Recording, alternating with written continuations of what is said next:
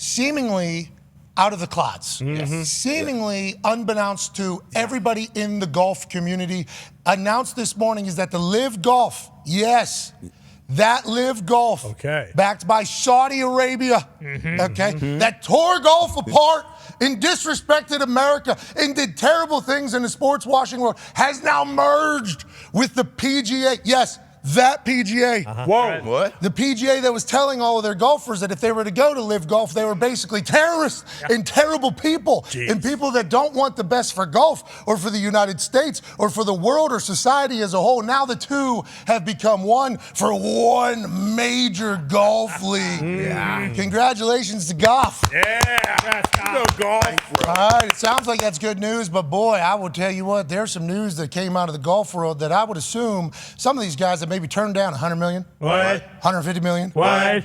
$200 million contracts to live to remain in PGA and potentially talk about the PGA being where it's all about tradition and legacy and carrying a league that has been carried by the greats before. It's not just about an instant gratification payday. It's about something much bigger than $300 million, What? $400 million. What? It is bigger than that. It is about the PGA. Court. What? Now those two are the same thing. Yes, they are. Yep. We'll have Scott Van Pelt joining us in about 15 minutes or so. Obviously, Scott Van Pelt worked for the Golf Channel before he started working for ESPN. We've seen him on ESPN for the better part of 2 decades. Massive fan, massive golf guy, massively plugged in the golf community. Excited to hear the ripple effects, the reaction, what his thoughts are on it. Now, we can all kind of zoom out a little bit. Like you're on the iPhone. Sure. Just kind of do one of these things. Yeah. See everything like a fisheye lens. Yeah, and now you can do that virtual reality, $3,500 to zoom out. Look out. Well, look but out. if we just zoom out of the situation, high level, you know what I mean? High level conversation.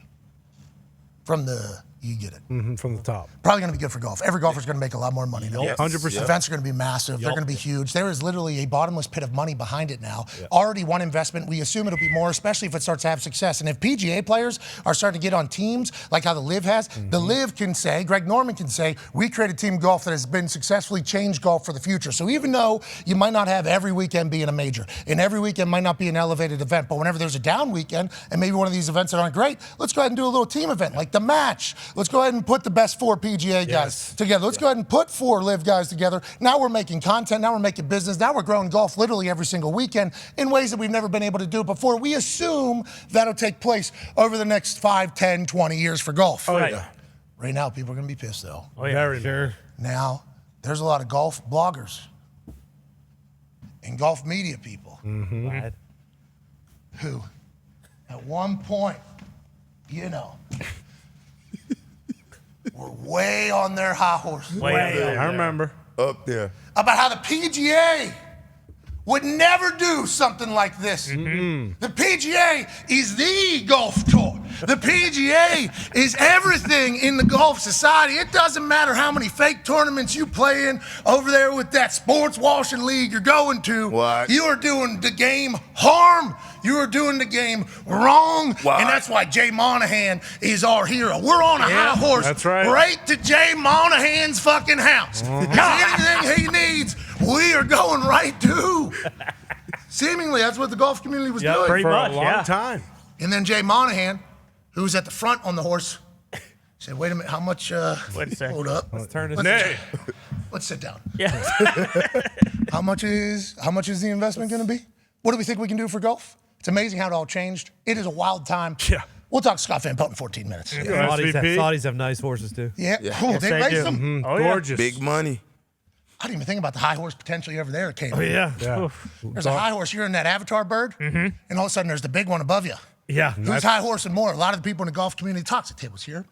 At Boss Connor, at Ty Schmidt, out of nowhere, Connor. Yeah, out of nowhere. It's absurd. I mean, I didn't think that this week could get worse for Rory McIlroy, but for him to blow it on Sunday, and then you think, hey, you can bounce back maybe next week, maybe a couple weeks after. And now, of course, he was championing that whole entire thing you just did. He was not the leader of the high horses, but from the golfer side, he was the leader of the, hey, we're not going to disgrace golf in this way. And now all of a sudden, Phil Mickelson's got to be feeling great.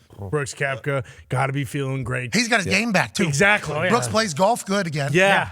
Back in the PGA and got the $150 million bag or $200 million bag. Yeah, winner. Brooks Koepka maybe won this entire thing. If you're telling me at the absolute highest levels of the PGA Tour that no one knew, and I believe them. Like the guys I talked to today, I promise you didn't know. I haven't talked to Tiger, so I don't know for a fact that he didn't know, but I don't think anyone knew. And that's mind-boggling to me because it's hard to keep secrets. It's really, really tough to keep stuff inside. And, you know, somebody obviously knew because I guess they were on CNBC this morning. So I mean, it didn't just wake up and roll out of bed and say, "Hey, what do you guys want to do today? I don't know. How about we merge?" Well, maybe. You know, hey Scott, that's the thing. Like, don't you think that because, and I know this is going to sound incredibly naive, but I think these types of things have happened in the past. Documented books and movies have been about companies that have done this. Like, there could have been an overnight deal. Like, it could have happened, especially if one side doesn't seem to be that stern of a negotiator, right? I mean, it seems like Saudi Arabia, with the way they've handled everything, Benzema just signed for $643 million. Messi allegedly getting $400 million a year offer, allegedly. Tiger Woods, $800 million offer. Yeah. Like, I think there's a chance that Jay Monahan, now, we don't know anything, to your point, we know less than you do, we just follow along, but if Jay even had the consideration of maybe just testing the waters to see what was possible because Brooks has had success and he's a star and obviously a needle mover and because of other things. Isn't there a chance that he reaches out and the other side just goes, "What's your number?" And Monahan says, $10 billion. And they're like, deal. Done. Do you think there's a chance that happened? Theoretically, Pat, because you're dealing with people for whom there truly is a number. Like you talk about money being, they have unlimited funds. These are unlimited funds.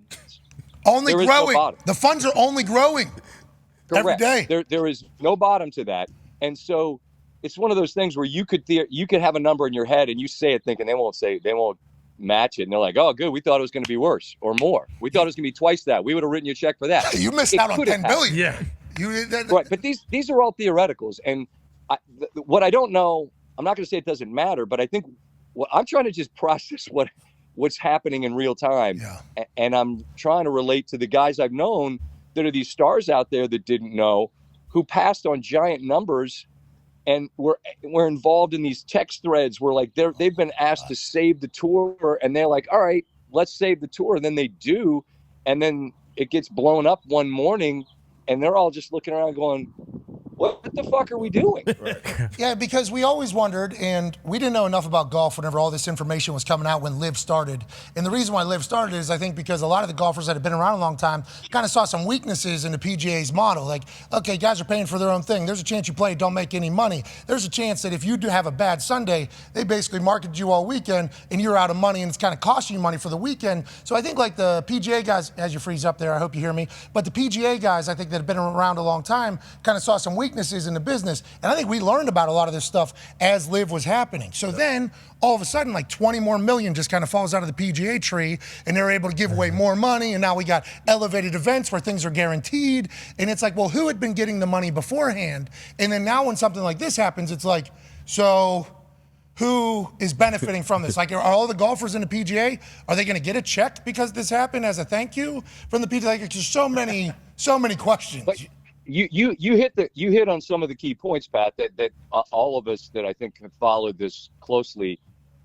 I mean, it's just quite a coinkydink that after all this happened, the PGA Tour looked under the couch cushion and found like 20 more million for these events. It was always there. But listen, and I mean, you just went through it as a group in negotiation. I don't care what business you're in. There are parallels in any negotiation.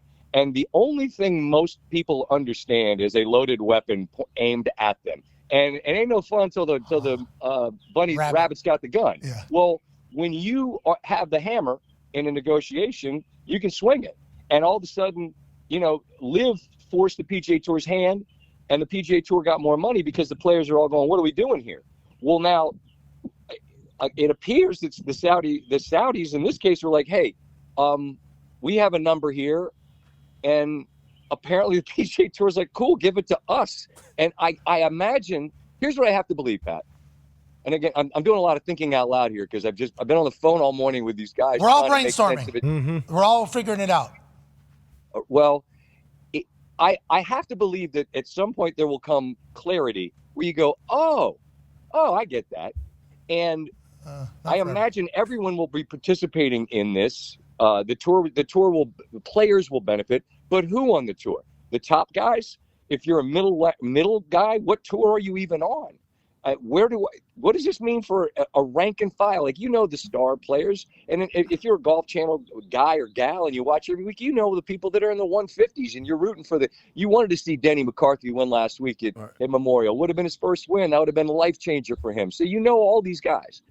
But what does it mean for any of them? I don't know. Is there going to be hey, we're going to sweeten the pot for everybody because we just got $10 billion? I don't have. Well, I don't know if it's $10 billion, by the way. But when you say it, you mean something. So like the internet. No, I don't mean any. No, you do. Yeah. It could be a trillion, million, billion. I don't know. It actually could be too, which is amazing. To think about. The Golf Channel just put out this here: PGA Tour, DP World Tour, and LIV to combine commercial operations. All right, all the back end, we're going to move in the same building. Can't wait to see how big that building is. Yeah, sure. Mission to unify the game of golf on a global basis. All right, we're going to give speeches. All right. New collectively owned for-profit entity name to be determined. Ooh, okay, so that's the new business that they're piecing together. Saudi will make capital investment into new entity to facilitate its growth. That's going to be a lot of money. PGA Tour will remain PGA Tour still exists there as a 501c tax exempt organization, of course. Good play. PGA Tour Inc. Retains administrative oversight of the PGA Tour, including sanctioning of events. Okay, Liv said, you guys are running your own shit. We don't want to pick it up anyway. Mutually agreed end to all pending litigation between the participating parties. There you go. Let's put our swords down. There you go. Process to be established for players to reapply for PGA Tour or DP World Tour membership after 2023 season, which they'll all be let back in because the amount of money that's going in. So that's where we know right now. What were you so excited to? What did you see there, Scott? Litigation, Pat. Litigation. Been there. In there. Well, were you? I did. Could you imagine if Brett Favre invests? Oh, man. It didn't seem very real to me, actually. Well, lawyer conversations were. I mean, it was. But you're right. It was a big fake world. Yeah. Anyways. No, it would seem to me that neither the PGA Tour nor the Saudi fund wishes to be in court. I'm not a lawyer either. But I don't know. There's discovery and all sorts of shit people just don't need out there in the world. My guess is that a lot of this is motivated by just not wanting to have to be in court. But listen, so excited. Money's always what it is. It always is in everything. Any negotiation, it's always about that. There are other layers, but it's ultimately everyone's got a number.